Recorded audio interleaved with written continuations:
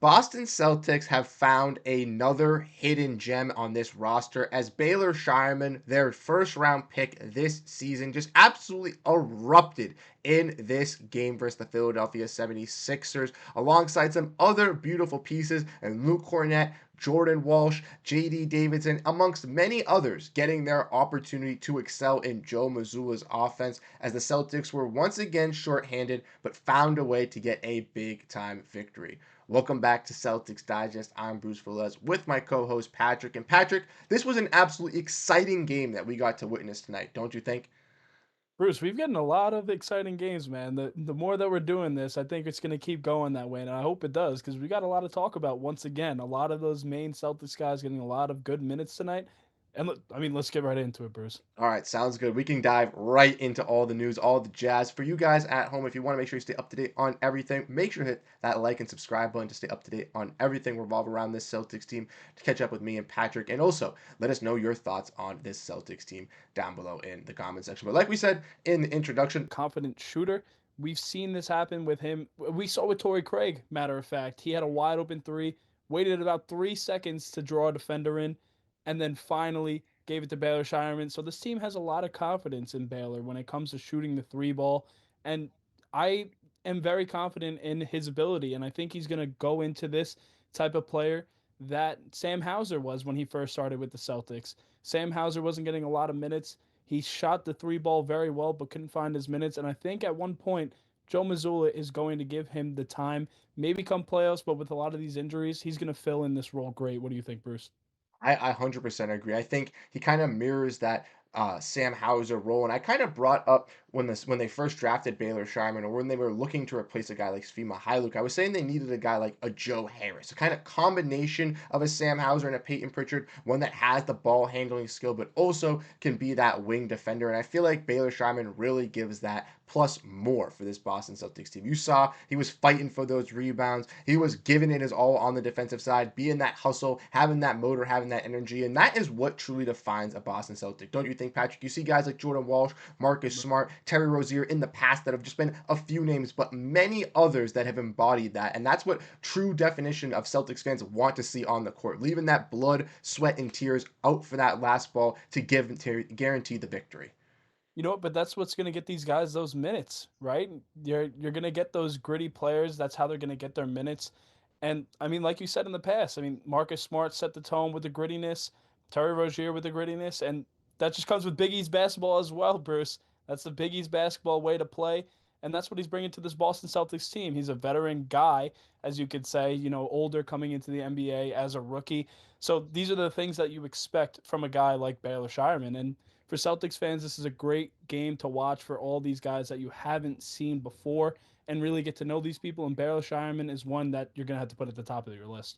100%. I think for everybody that didn't really understand Baylor Shireman, maybe even questioned on Brad Stevens deciding to draft Baylor Shireman, maybe having some questionable thinking on this pick, I think this game really showed out what he could be for the Celtics in the future as a productive piece. But not only was Baylor Shireman a productive piece for the Celtics, because they had other players that went off in this big time victory in their 123 to 105 victory versus the Sixers. We saw Drew Peterson get his first career start. Didn't look the greatest in that start, but we did see some other players step up in this starting lineup as Jayson Tatum once again got that rest and looked fresh.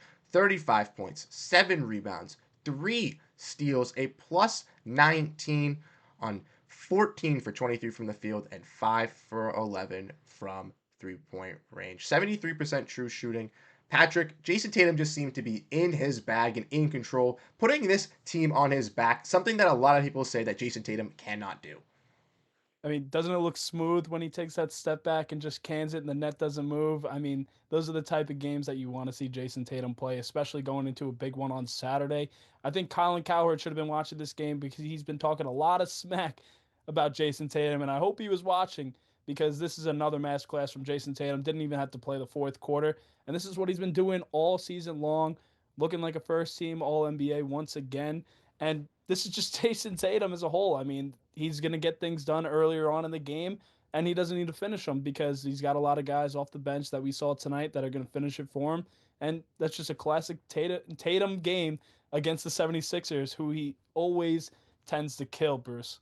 Yes, we brought this up previously in the past. He loves to go off against this Philadelphia 76ers team. And unfortunate for those 76ers fans, they have to deal with the wrath of Jayson Tatum. And they dealt with it tonight when out their stars, obviously Tatum being the lead front runner for this Celtics team. But some other guys to give some good mention as well on this Celtics squad. We saw Derrick White get into his bag. He only finished with 12 points, but had the first like 8 or so points for the Celtics in like 3 minutes early on. Did chip his tooth, which is a little bit scary, and we can get into that a little bit as well, Patrick. But besides him, we did see some great performances from Luke Cornett as he finished as a plus 26. And I saw on the broadcast that Drew Carter brought up how he's one of the top 10 in plus minus in the NBA, sitting at number ninth, only one ahead of Nikola Jokic, and the 8 players being ahead of him on the Cavs and on the Thunder. So a great stature for Luke Cornett to be in those conversations. We saw Miles Norris get his debut. Peyton Pritchard hit some big shots. Torrey Craig looked solid. Jordan Walsh. What do you want to dive into? What do you want to really tap on it on this bench and stuff like that? I mean, can we talk about Neemias Queta? I We mean, can. he, he has some great touch. He couldn't really finish. It was like there was a lid on the rim for him in the first half. But defensively, I mean, we talked about this with Queta. He's great defensively. He's not afraid to go and guard someone out at the 3-point line, like we saw again tonight. He keeps his space, he keeps everyone in front of him, and he seems pretty comfortable to be up there for someone who's good in the paint on defense. And I think that he's really going to come into his role as he's playing more games and games like these. I think maybe in a game against the Jazz, maybe he'll get another start or get a lot more minutes.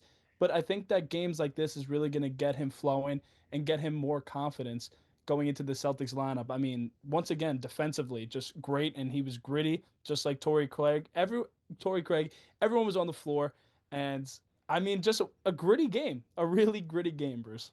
I completely agree. I think you hit it really home on the Neemias Queta stuff. I think the two things that he needs to build for him to really develop and find himself in this role is his confidence and comfortability. And we've seen that with Luke Cornett, where he's been able to do that in his time with Boston. And I see that same kind of path with Neemias Queta. You mentioned how he really had a struggle finding the basket in the first half, struggled getting a lot of offensive rebounds. Joe Mazzulla pulled him aside, had some words with him. He didn't start the second half, but then he was brought back in and 3 straight finishes right down low. Key defensive blocks from Neemias Queta, and that's the motor, that engine that you see come out of him, and we love to see. And I truly do believe that he can get to that untapped potential, and he can really work it for the Celtics team once he just gets comfortable in these roles. And I think that Jazz game is a perfect setup for him to really get in comfortable versus a weaker Western Conference team, one of the teams that the Celtics have in this easier path through the end of the season. Get him some more time to build up for the playoffs if he's necessarily needed as well. You mentioned Torrey Craig. He was fantastic on the defensive side,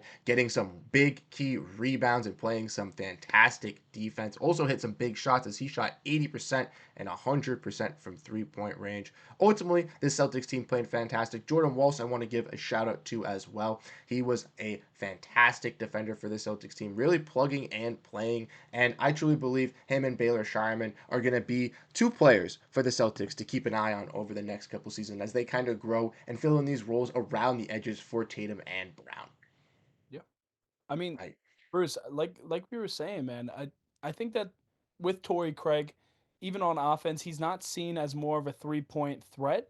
But I think with this Celtics offense, he's kind of turning into one a little bit. I mean, he's very gritty on defense, and again, with this length that the Celtics have, these are the end of the bench guys, and they're playing pivotal minutes against a shorthanded Sixers team. Sure, we could talk about that later, but I mean, they're really playing hard and they're really fitting into the system very well. And it shows how deep the Celtics team is that we have confidence to put these guys out there in some big minutes in the third quarter, fourth quarter, and go and make some plays for this team and not let up any leads like we've talked about in the past as well. And we didn't see that today.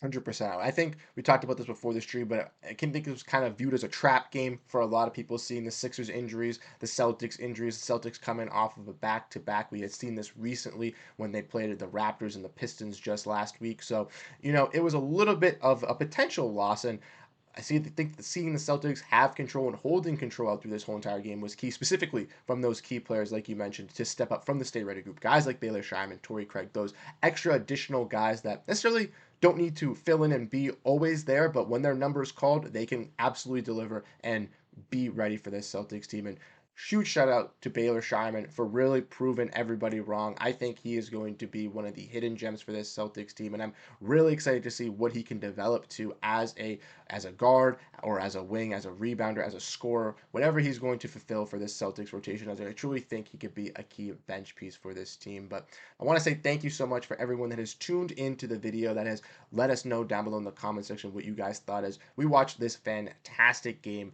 unravel in front of our eyes this afternoon. The Celtics obviously are resting and gearing up. That's why a lot of these guys are out. They'll be taking on the Lakers on Saturday. So we'll have some coverage breaking that down, preparing for that, giving you some more injury updates revolving around that, and giving you more coverage post Lakers game. So if you want to make sure you stay up to date on everything, make sure to hit the subscribe, make sure to hit that like button, and let us know your thoughts down below in the comment section. From your boys, Bruce and Patrick, we'll be signing off on this video. We'll catch you guys in the next one. Have a great rest of your night, and go Boston Celtics. Peace out, everyone.